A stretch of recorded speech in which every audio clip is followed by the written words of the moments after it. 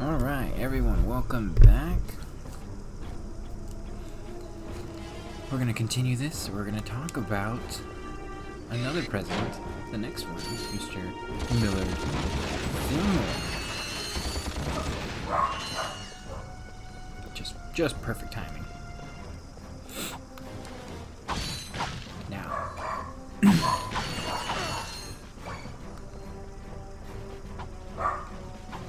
Just gonna wait till they stop barking. Hopefully this probably not.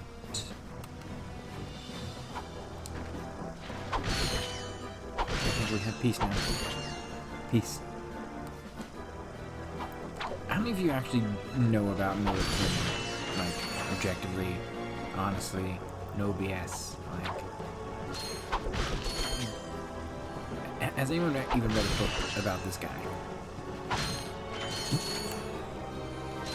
See, this man was the president of this whole last nation for basically 2.5 to 3 years, and no one, I don't think, even knows who he is.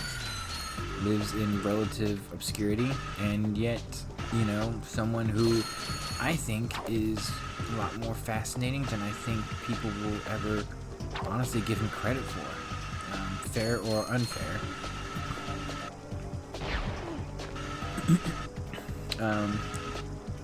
Born in New York, he's a New Yorker by every single stretch of the imagination. Got along within the political lines and parties of New York politics pretty well.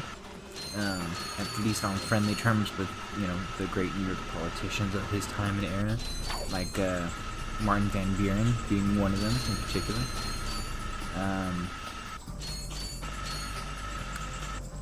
Millard Fillmore is such a fascinating human being. To me, he's like if a normal guy just randomly was like thrust into the role of presidency. He's not larger than life. He's literally like just a chill dude. I mean, his name is Millard.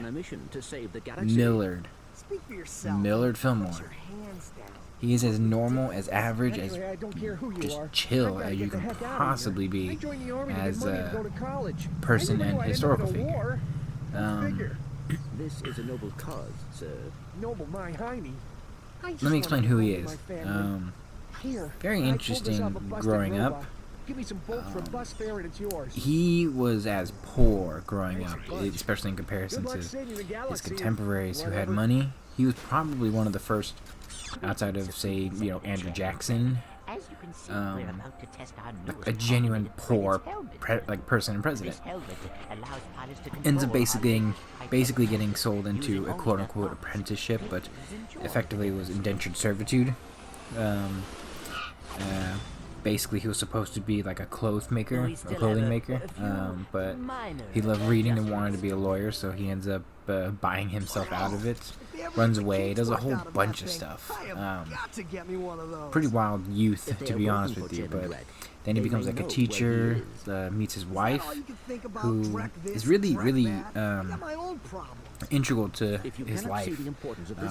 Abigail Powers, she's like the daughter of Baptists. They get married, they have a couple kids, but she's always sickly too. Dies pretty young as well. A very sweet lady, and he loved her to death and did everything he could to make her happy. But ends up going into law school, becomes a relatively pretty successful lawyer in New York, falling into that same tradition of successful New York lawyers. Ends up doing pretty well for himself, to be honest with you. So, in terms of his politics, I mean, pretty strange politics. I think he was always more of a I don't want to say he was like an outsider or anything, but he certainly was a bit of a fascinating human being when it came to his politics and ultimately the things that he ended up believing.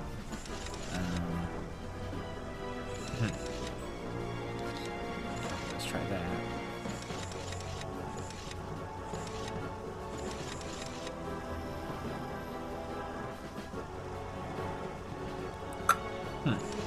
That's not gonna work. That's not gonna work as well. This seems like it's the only one that's gonna work.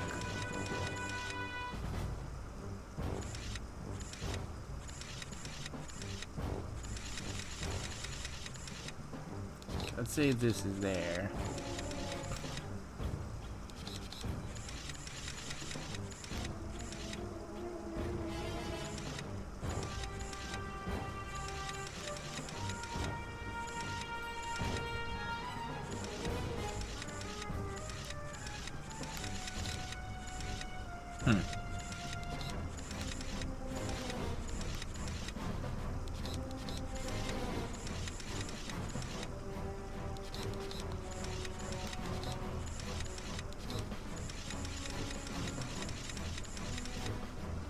Ugh.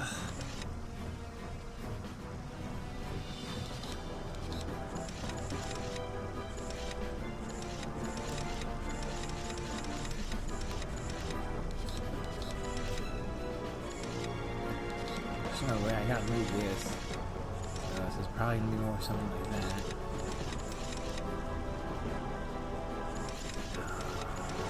Almost there.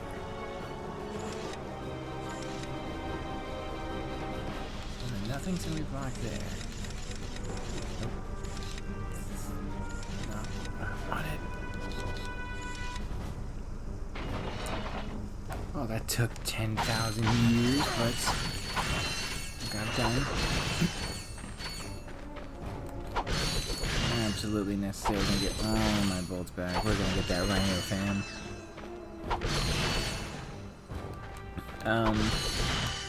Philmo eventually does join the New York politics, the New York political scene. Very well-liked guy. Young, very good-looking. Really just like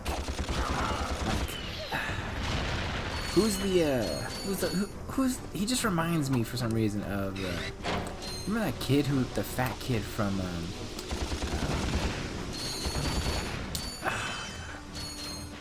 the O'Donnell guy, whatever his name was, the actor. He's in Kangaroo Jack, a whole bunch of other projects. He's like the male lead loved in Scream 2. Played the fat kid in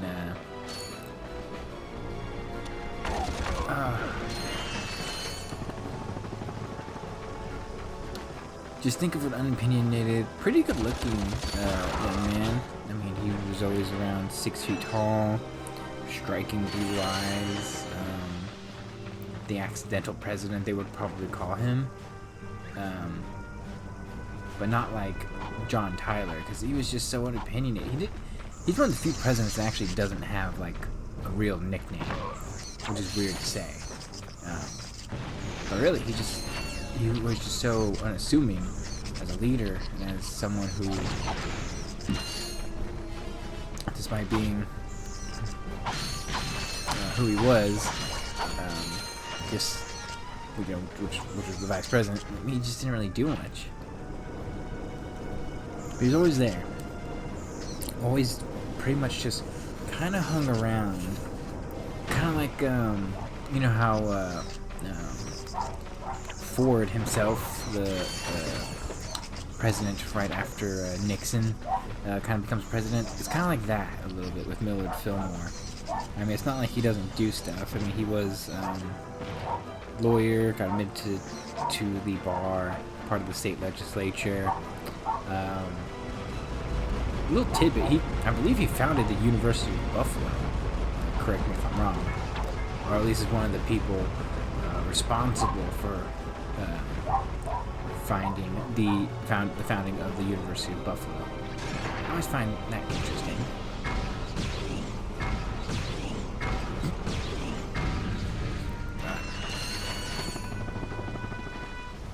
But he was a House representative for quite a long time. I think 2 separate stints, by the way. But he was always like a relatively well-known name that had been around for quite a long time.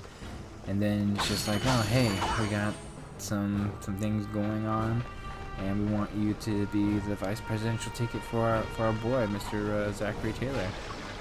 And well, so he does.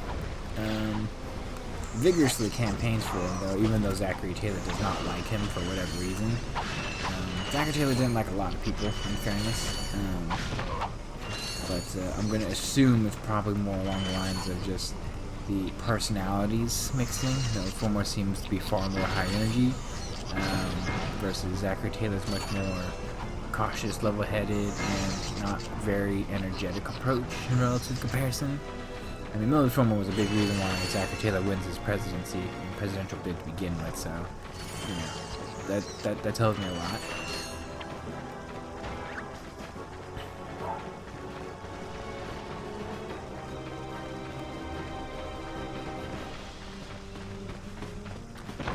Running, yeah.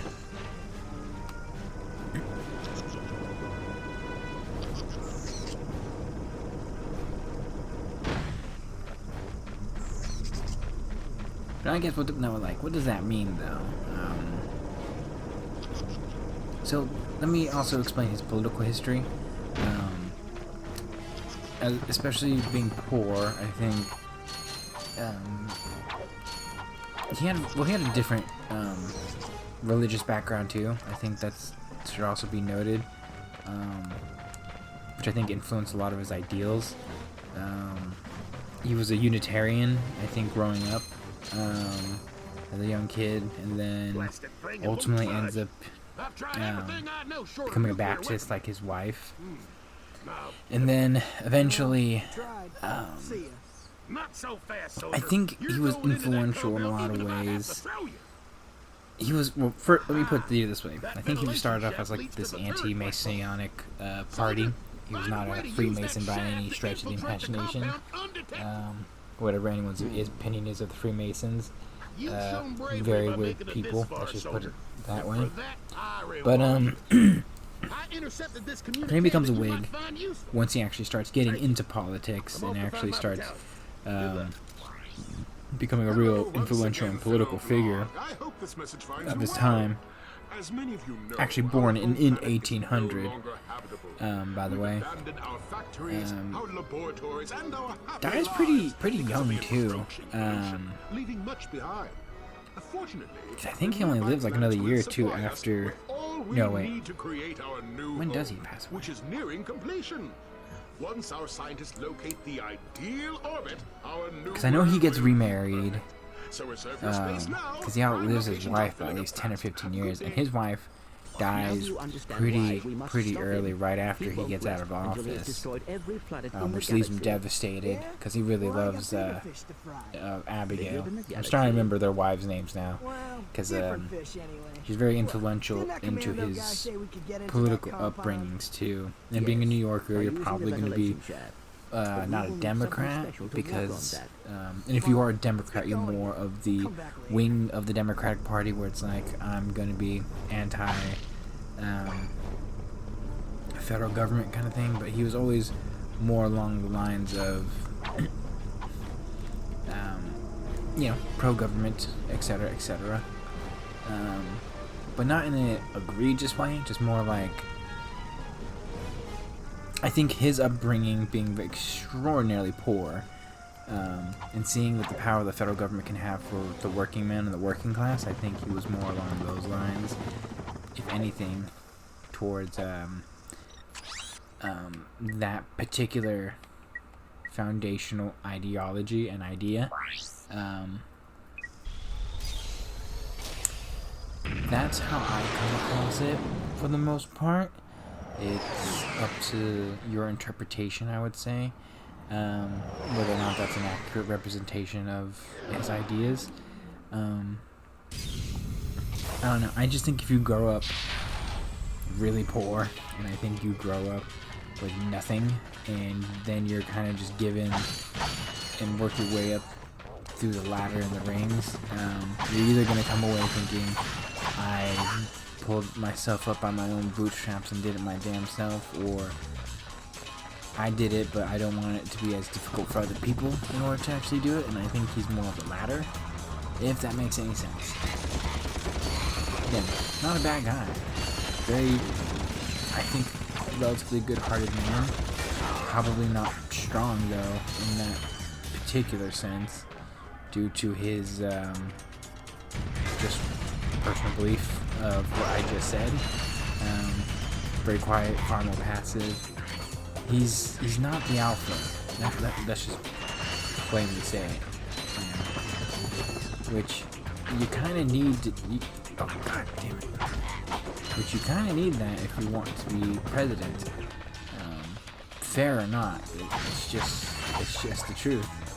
You know, you need to have some balls, some cojones, and actually have some backbone in order to actually be the actual leader of not only the whole nation, but this particular nation in particular is very strong, very stern, and very loud.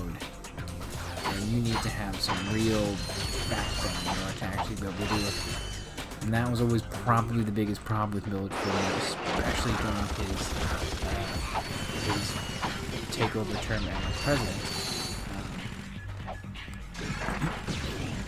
Now, what was Millard Fillmore's, what did he do? I guess is probably should be the question. Well, he was a part of the compromise that is 1850. He's the one that signed that into office, and I'll be fair, I think this is one of those issues where it's just like, I think this is as good of a compromise as we're going to get, and I don't want to have any more arguments, and I hope that this will fix a bunch of the things that are going on, and I think in part he was too trusting, really. In particular, Henry Clay, who, again, this guy, he's everywhere in terms of the political scene, who's trying to come up with the final piece of legislation that's going to really define his entire political career, because he's nearing the end himself. His era is coming to a close.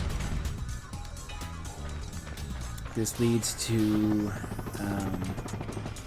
things becoming worse, unfortunately, under his basically largely the rest of his term as presidency. But other little things that happened during his term as president. If anyone's ever played Miho, there is a... Oh, crap. God.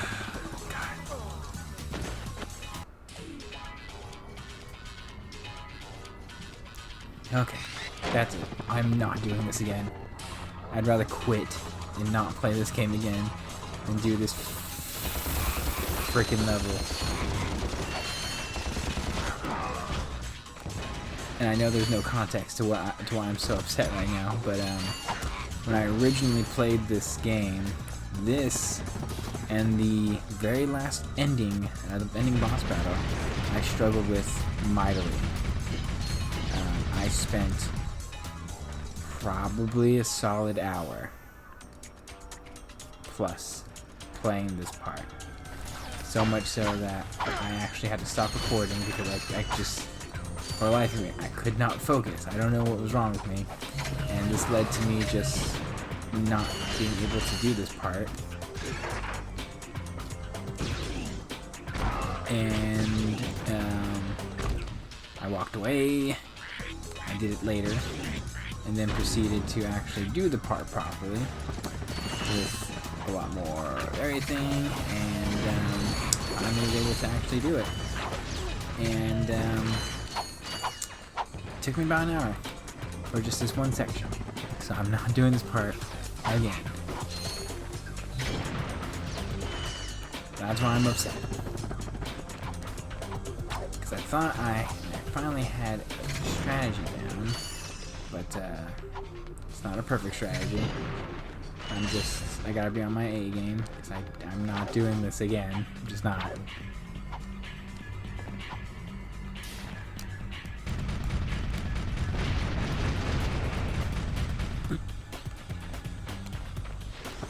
They looked Fillmore. Like what happened during his presidency, or the rest of his term as president.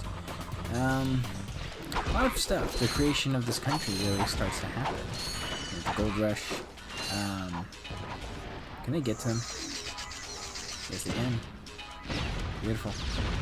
Solves one of my problems.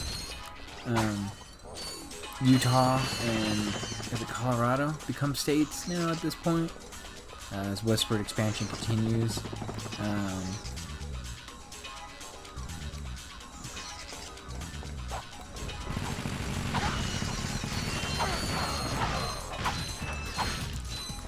But if anyone's ever played that game, Miho, I think the John Smith guy who goes to Japan, the beginning relations with the Japanese start around this particular point in time.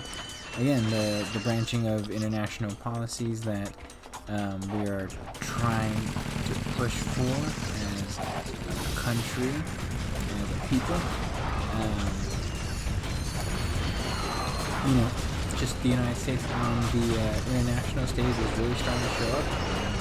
I think it really starts with a lot of the presidencies around this particular point in time, pre-Civil War, actually, and then eventually post-Civil War, which that just goes in a full overdrive at that point. What's on the other side of the world? Oh my God, you know?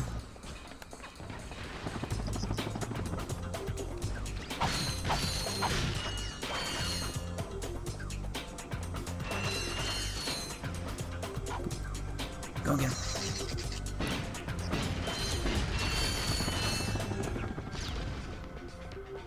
Oh, so much coinage. I don't even remember what this pilot's helmet was for. It's cool. I don't remember.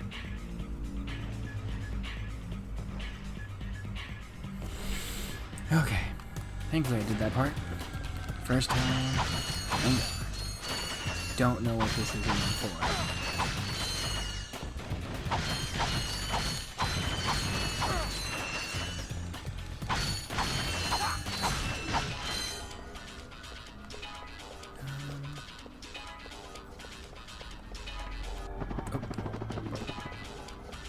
Anything to do with this?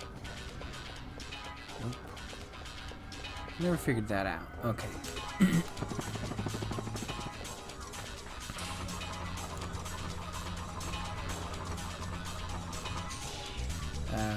But doesn't do too much as a president, really.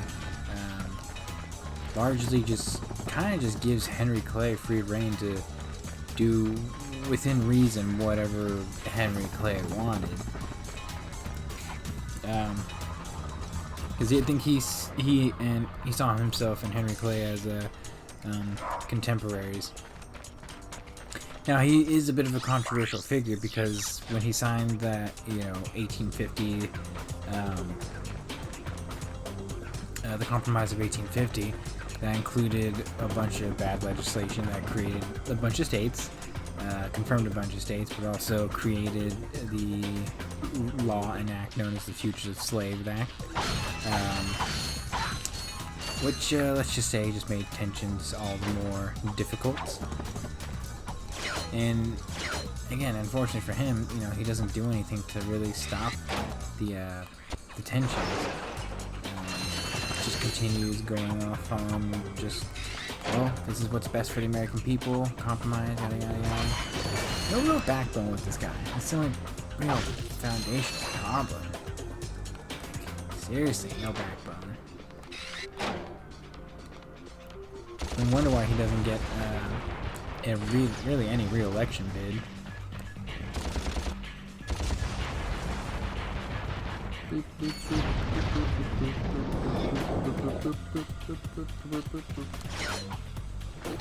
That's not what I wanted.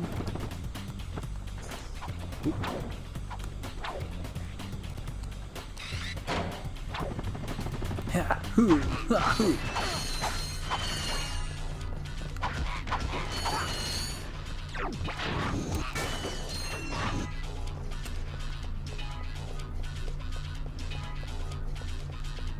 I don't even think there's anything over here except for that gold, the gold bolt. I'm pretty much only just doing this for bolts at this point. And I already got the gold bolt, so it's probably not even gonna show up.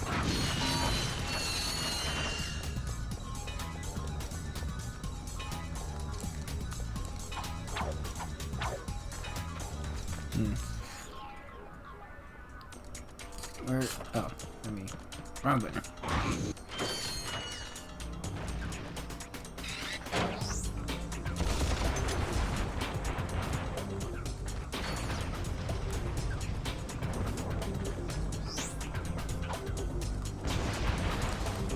Mama, am I doing this right?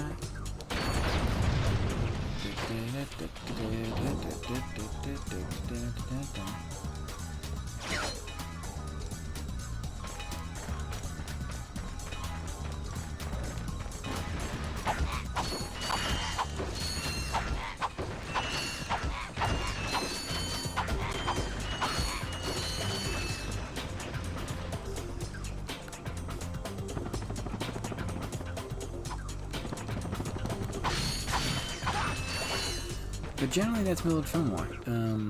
After he leaves office, doesn't even get the party's nomination, really. Like, he's pretty much just like, yeah, you need to get out of here. He ends up leaving in a pretty sad way, just kind of just thrown aside as if he wasn't really anything for the most part.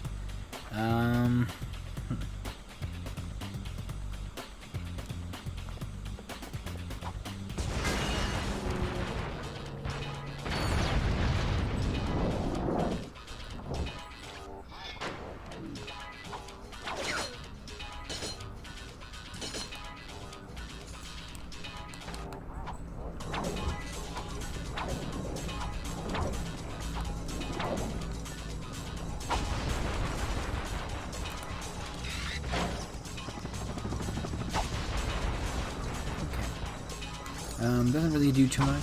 He gets actually like a third-party nomination for president, but for the most part, just lives his life like a normal human being and just kind of just vibes. Goes along with whatever goes on with the Civil War.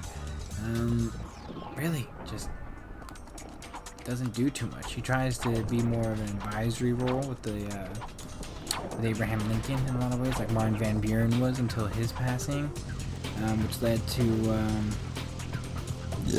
excuse me. Which led to, God, why can't I think right now? Why can't I think? Which I think helped Abraham Lincoln during the Civil War. For the most part, he largely just resided and just relaxed and just enjoyed his life for the most part, from what I can remember. That's Millard Fillmore. No one talks about him. The real rags to riches story. So if you want to know if you could become president and like not be a part of some rich aristocracy, then I got news for you. It's happened plenty of times, and specifically it's happened definitely here. And specifically with Millard Fillmore.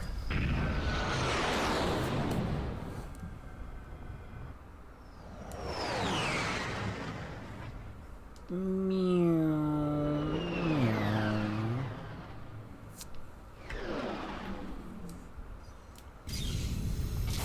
think I have to play as Clank. Let me move my microphone stand a little bit closer. I do have to play as Clank in this first part, which I don't get the O2 mask for a while, so I'm gonna have to come back here later.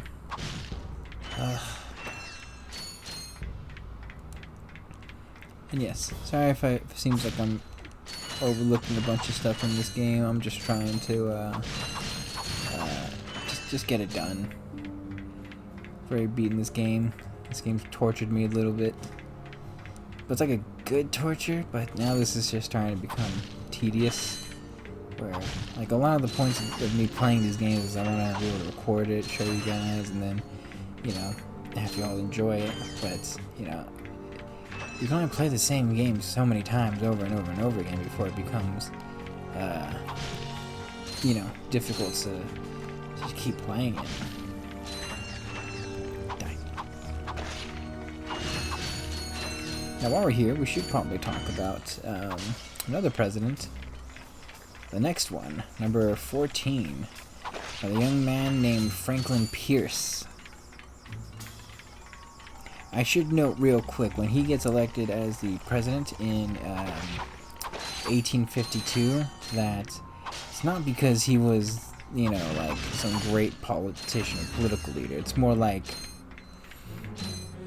as of the recording of this, which is a little bit, a couple weeks post, let's say, British election, which I think people should follow because I think it's very interesting.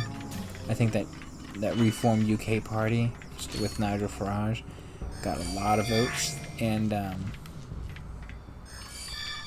but you know, Conservatives collapsed, and or the Tories collapsed, and Labour dominated, but not because they were great or because they were a well-liked party, but just because Conservatives collapsed. Like Labour, I think, actually lost a bunch of votes in this election, like millions of votes, and they only won because Reform UK took a lot of the Conservative vote away, and Conservatives lost quite literally more than half of their support. Can you just imagine that? Can you imagine if like Republicans just lost like half their electoral votes, and like that's just chaos. That's what's happening right now. But point being that in the election of 1852, it wasn't because like Franklin Pierce didn't win because he was like this well-liked, well-established leader. It helped that he was young and had some energy, and that his candidate was particularly pretty weak. It was more so just because the Whigs, as a political party and identity, had largely just stopped existing and stopped functioning. The Whigs, this would be pretty much the last party the Whigs would have as an election, because in 1856 the Whigs basically disbanded, and the Republican Party was then created with people forget it's not Abraham Lincoln who's the first Republican candidate. I forgot his name, like George C. Scott or something like that. That's the first Republican candidate, who was a very well-known politician at that time. Himself a prominent Whig and a large vocal leader of the political process, and becomes the spearheaded guy who ends up really pushing forth the ideals of anti-slavery and republicanism, and ends up becoming the leader.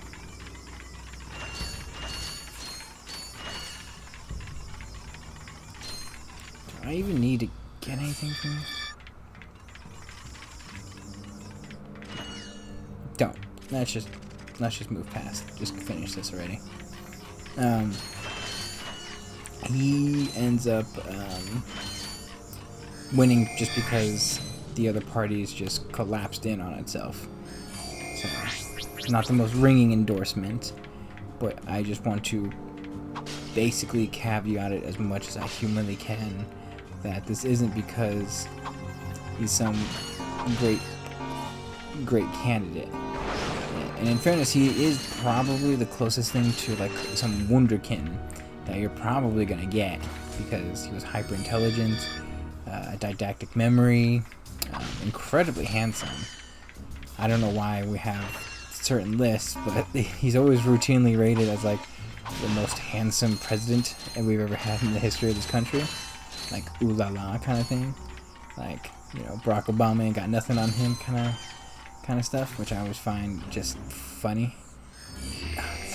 Okay, well,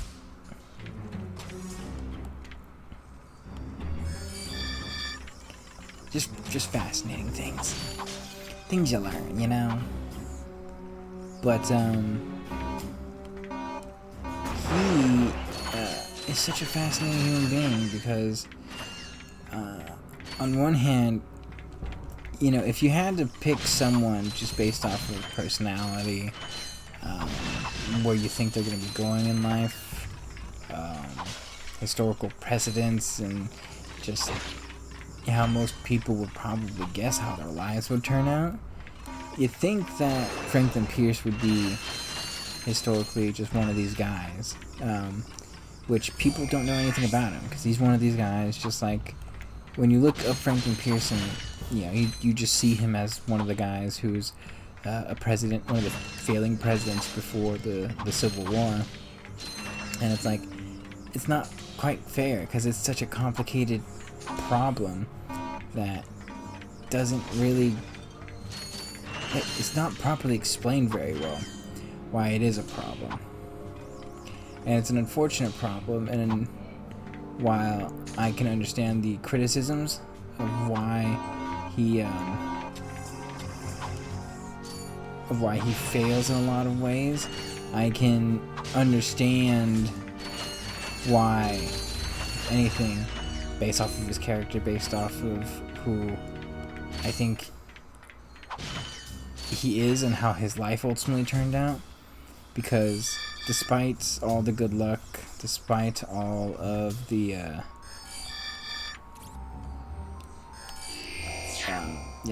despite all the good luck, despite all of the there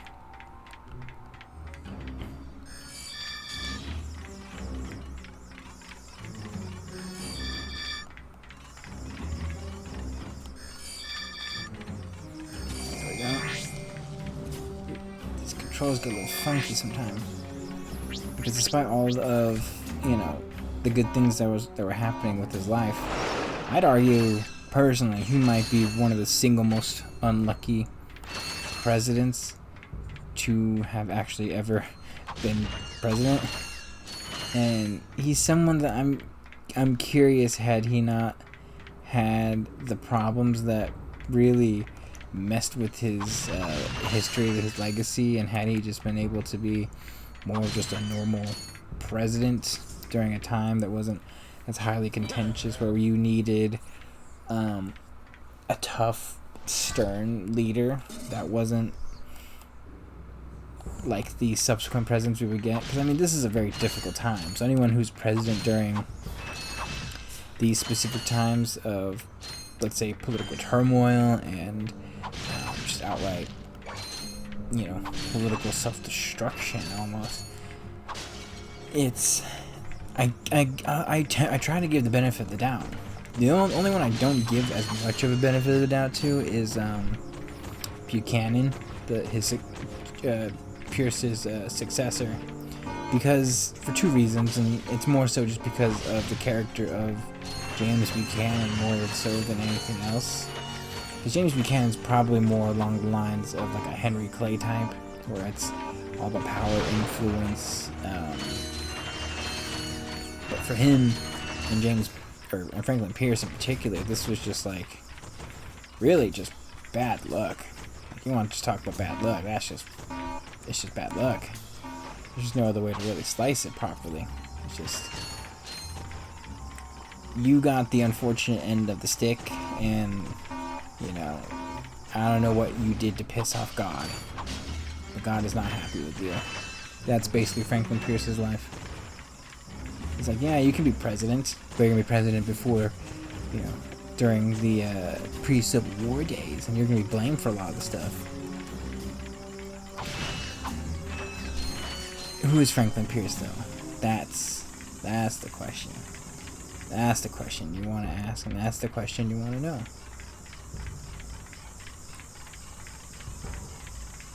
He is a very smart, just hyper intelligent, as I said before. I mean, he had the close thing to, I think, to like a didactic memory, which is just a short term for effectively a photographic memory. I mean, he remembered word for word all 3,900 16-something words of his inaugural address by memory. I mean, that's impressive, you know. But more than that too. I mean, he was just hyper intelligent. Born and raised in New Hampshire from a pretty prestigious family. I mean, married pretty young too. And I think he's just someone that people always had high hopes for him in term. Wait. Oh, you son of a. Oh, God. Just breathe. Just breathe. He married pretty young. His wife's name is Jane. They had 3 kids, 2 of whom died in unfortunately in childhood. Just unfortunately got sick. Oh, okay, thank God. I was about to say, if I had to go all the way back, I'm gonna blow a gasket. His youngest child, unfortunately, at the age of 10, this dude, just bad luck just follows this guy. He's being brought by train after the inauguration with his wife and son, and basically they get into a train collision, an accident, and it's severe enough that the train actually like topples, gets off the tracks, and Franklin Pierce's son ends up getting straight up decapitated in front of James and his wife. Imagine this like little 8, 9, 10-year-old kind of just like, hey mama, papa, look at this, and the next thing you know, whack, just death. And I'm just like, this is like right when he becomes president too, and it's just like, what? And this guy's gonna have to lead the nation now during a tumultuous crisis of the country's heart and soul of a nation, I guess you could argue. And just like, I'm sorry, like, give this guy like 5 minutes, because he has to like figure out what's gonna happen. Stuff that's gonna lead to Bleeding Kansas, a whole that issue, just she's gonna continue to escalate and escalate and escalate and escalate. And he's gonna get blamed for all of it, which he should, but it's also unfair to completely put the blame on him when, you know what, I'm gonna drink while in office because I lost my entire family except for my wife, who's now a depressive recluse, because you can't lose all your children the way that you lost all your children and expect to do things properly. Oh, and I'm also a laughingstock because I should be a war hero because I fought in the war and I did some brave things, but people only remember because of newspaper articles that I hit my balls because I scared my own horse and I fell off my horse because I'm an idiot. That's the only thing that people remember, and that's not fair, It's fascinating, honestly, just... He gets so unfortunately crapped on in history, and I think the results speak for themselves. I think his attitudes speak for themselves to a certain degree, but I can understand. I can actually see where he's coming from with the difficulties of his life. I can empathize truly and wholeheartedly. I mean, hell, dude, it's hell. It's the only way that I can explain it. It's hell. But basically he just grew up,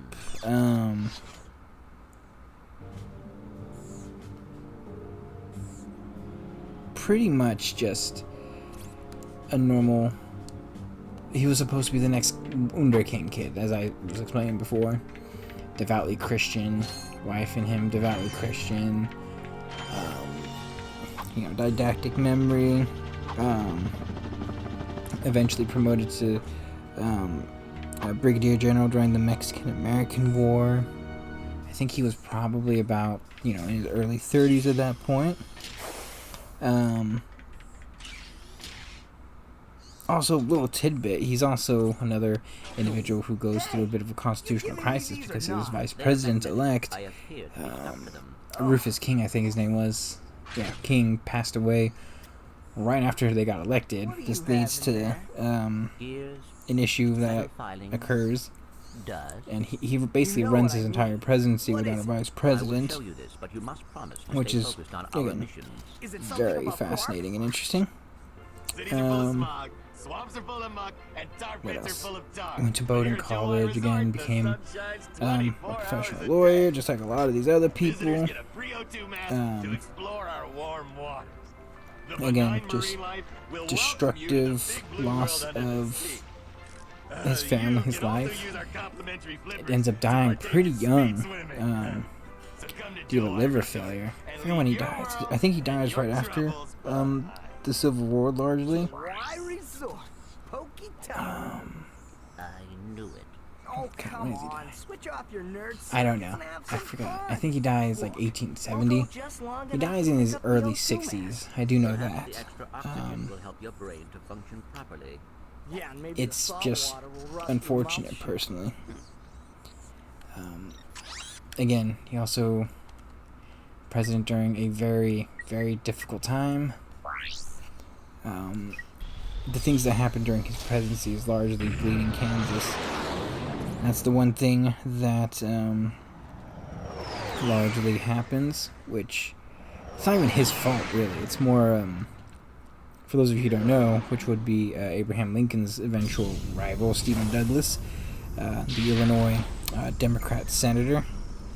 Was basically, they're trying to figure out, you know, the next several states who are going to be part of the Union.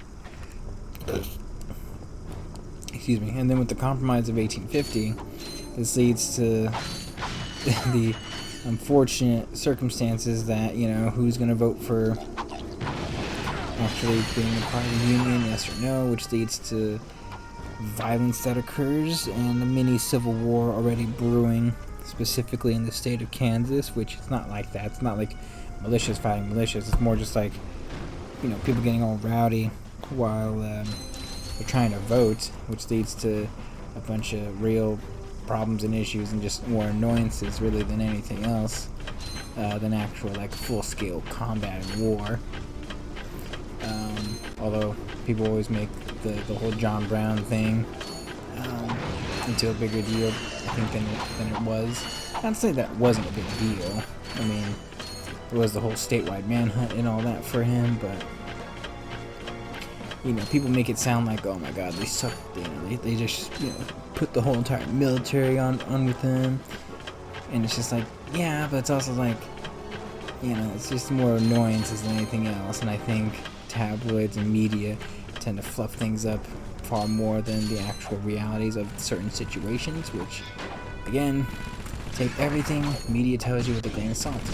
I will tell you that much. And if you tend to follow with my relative similar ideological belief, then you will come to the same conclusion that I did, that, yeah, it's a big deal. But it's also like, you know, a lot of things are big deals, and then there are some things that are more of a bigger deal than other things.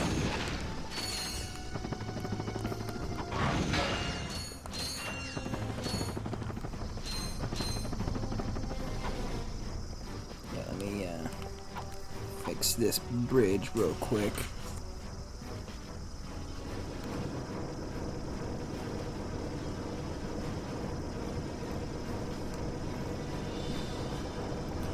Most things that he also is known for, let me see, well, the Kansas, Nebraska, whatever act. He's also done the whole,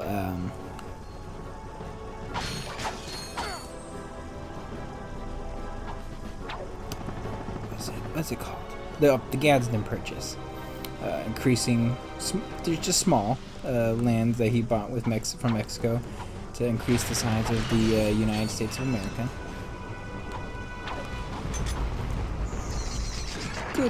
Good, cool little addition.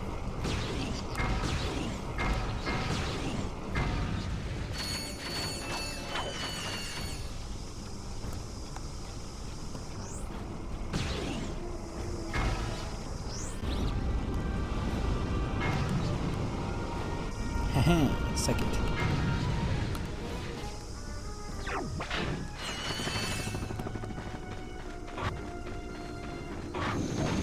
I'm so close. I'm going to get this rhino. And this game is just going to be wonderful.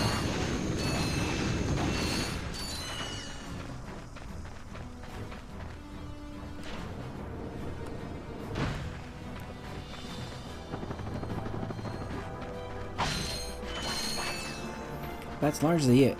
Franklin Pierce is just going to serve one term. He's largely unpopular.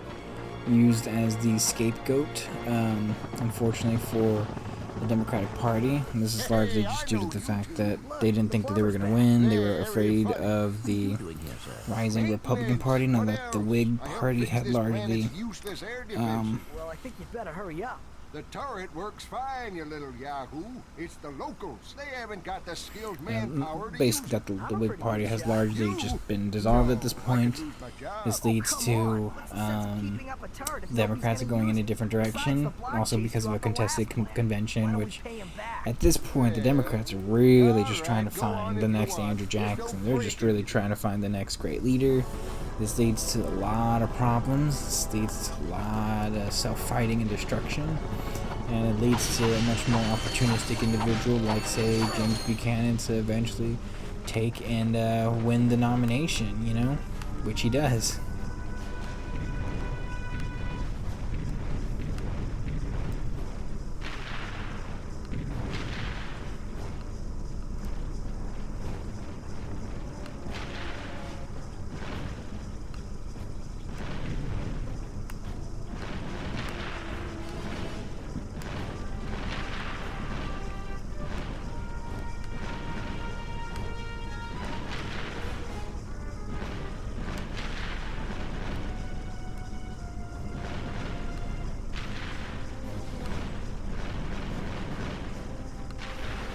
At least they have the decency to just wait till I shoot one at a time.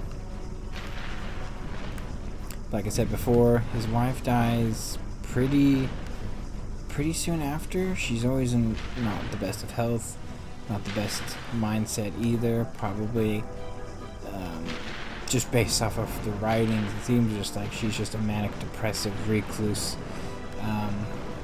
There's a real dour time in the White House in comparison to, you know, Polk and the previous administrations, even, where it's just like, man, like, y'all, there's no hope here, you know? Pierce leaves, ends up dying pretty early. I know he doesn't live, he lives past the Civil War, but doesn't live to see, like, Ulysses S. Grant to become president or anything along those lines. So I'm gonna say probably early 60s.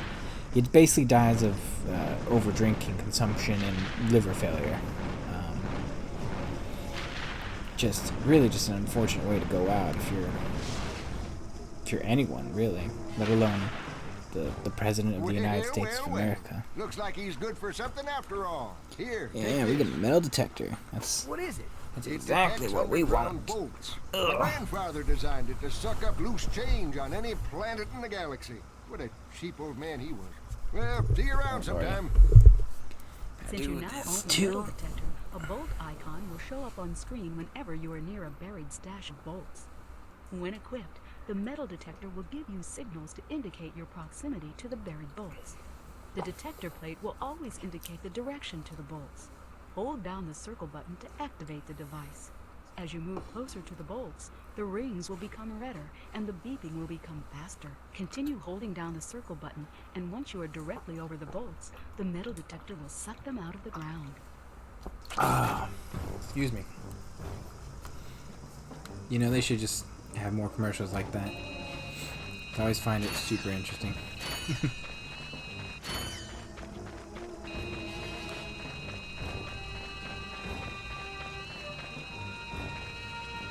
we go. You know, it's just not enough money, though, for me to utilize or really do this.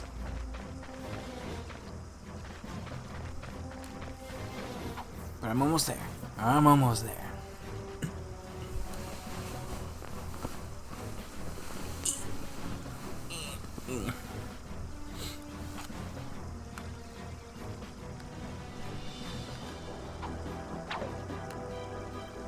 will say, I think it's Ratchet and Clank and Sly Cooper. They're my number 1 and number 2, but I don't think I have really any... Excuse me. I don't think I have any really... I can't decide between the two, which is my favorite. Because I think Sly Cooper is so incredibly fun, so incredibly replayable. But unfortunately for them, there's only just a handful of games, and meanwhile there's literally at least like a dozen Ratchet and Clank games, so it's a little difficult to try to square the two. Alright though, but for right now, I'm going to stop this part. We're going to keep going just a little bit. But look guys, like and subscribe. I hope you guys enjoy it.